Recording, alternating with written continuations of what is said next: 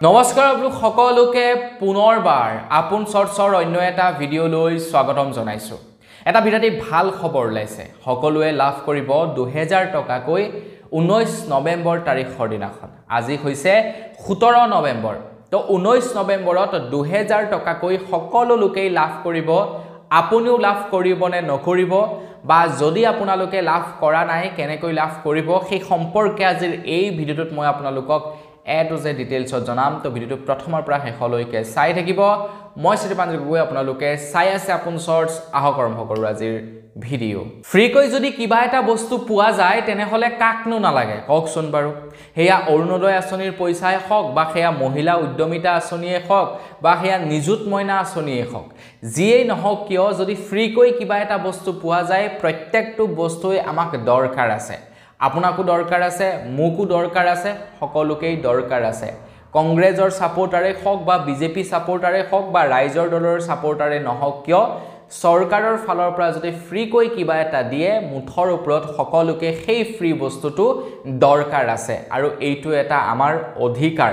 আমি ৰাইজৰ দলক বা আমি কংগ্ৰেছক সাপোৰ্ট কৰিলো বুলিয়ে যে আমি বিজেপি চৰকাৰৰ পৰা কিবা সুবিধা নাপাম তেনেকুৱা নহয়। আমাক সেই সুবিধা দিবই লাগিব, আমি যাকেই সাপোৰ্ট নকৰো কিয়।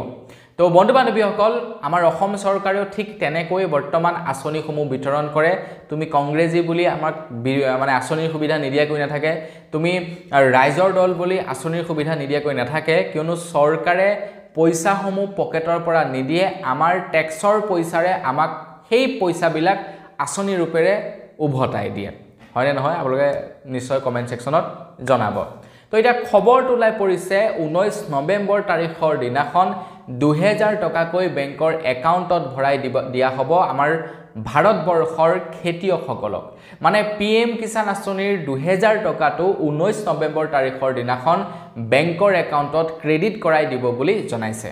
এতিয়া যিসকল লোকে অলৰেডি পাই আছে তেওঁলোকেতো পাবই, তেওঁলোকৰ কোনো চিন্তা নাই। কিন্তু যিসকল লোকে নাপায় তেওঁলোকৰ কাৰণে ভিডিঅ'ৰ ডেছক্ৰিপশ্যনত লিংক এটা দিয়া আছে। তেওঁলোকে তাত গৈ এজ এ ফাৰ্মাৰ হিচাপে ৰেজিষ্টাৰ কৰি থব। এইবাৰ কিন্তু নাপাব, অনাগত সময়ত আপোনালোকে সেই 2000 টকাটো পোৱা লাভ আপোনালোকে কৰিব যদিহে আপোনালোকে প্ৰকৃত খেতিয়ক হয়।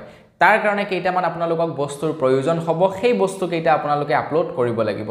প্ৰথমটো হৈ গ'ল আপোনালোকক এখন আধাৰ কাৰ্ড, দ্বিতীয়তে ৰেচন কাৰ্ড আৰু 3 নম্বৰতে আপোনালোকক মাটি দৰকাৰ হ'ব, খেতি মাটি। তাকো ঘৰৰ মাটি নহয়, খেতি মাটি দৰকাৰ হ'ব আৰু লগতে আপোনালোকক এখন DBT বেংক একাউণ্ট। এই 4টা বস্তু হ'লেই আপোনালোকে আবেদন কৰিব পাৰিব PM কিষাণৰ কাৰণে। আবেদন কৰি থক, এপ্ৰুভ হ'লে আপোনালোকৰ একাউণ্টত অনাগত যিটো কিস্তি হ'ব 22 নম্বৰ কিস্তি PM কিষাণৰ, সেই পইচাটো লাভ কৰিব।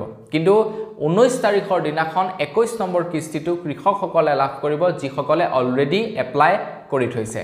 তো আপুনি বাৰু পায় নে নাপায় কমেন্ট সেকশনত জনাব। যদি পায় তেনেহ'লে 19 তাৰিখলৈ ৱেট কৰক, অৰ্থাৎ আজি হৈ গ'ল 17 তাৰিখ, কালিলৈ 18, পৰহিলৈ আপোনালোকে সেই 2000 টকাটো লাভ কৰিব। তো ইমান এটা ভাল খবৰ দিছো, লাইক এটা কিন্তু কৰিবলৈ নাপাহৰিব আৰু চেনেল যদি এতিয়ালৈকে সাবস্ক্ৰাইব কৰা নাই তেন্তে চেনেলটো সাবস্ক্ৰাইব কৰি ল'ব। পুনৰ এটা ভিডিঅ' লগ কৰাৰ সাজলৈ বিদায় মাগিছো। ধন্যবাদ। জয় অসম।